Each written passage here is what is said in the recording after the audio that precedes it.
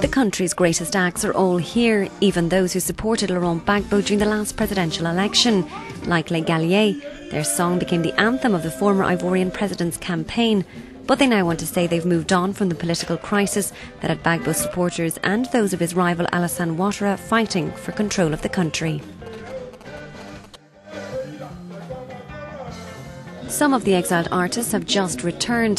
To convince them to come back, it needed the intervention of the lead singer of Magic System, Asalfo. He was recently named Goodwill Ambassador of UNESCO, and his words carry weight. I tell them not to be sceptical. We artists, we need to take control of our future, our destiny. All those who are still outside should return because we need them to deliver on a job that has nothing to do with politics. Another singer who supported the former Ivorian president was Alpha Blondy. His popularity saved him from being exiled, and he now wants to forget the disturbing past. If you want your candidate to be elected, you must vote. It's not with a coup we will build Africa. The reggae star made a special plea. We have to release those pro-Gbagbo who have not killed. The applause is not resounding, but for Blondy their release is essential for there to be reconciliation.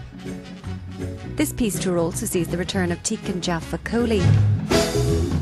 The reggae star fled Ivory Coast under Gbagbo's rule in 2003, but when the artist stopped in the village of the former Ivorian president, people gave him a hero's welcome.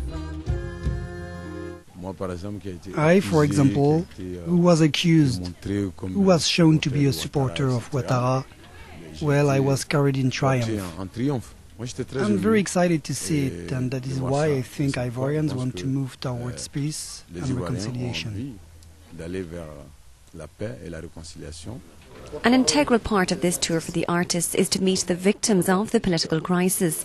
Due to the absence of the commission who's responsible for the reconciliation on the ground, these singers are making it their job to take down the information that will be then handed to Alassane Ouattara. Each victim also receives a small amount of money.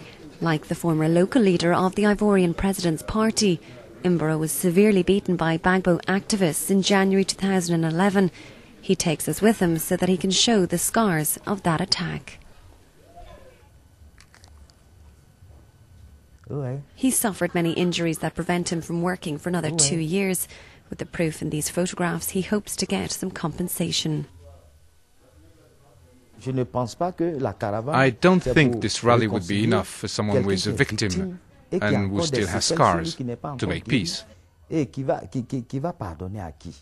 Mboro still has the portrait of President Ouattara in his living room, but he now feels abandoned by a party for which he almost lost his life. I feel bitter, and I thought to myself, someone who has fought for his country should not be ignored at this point.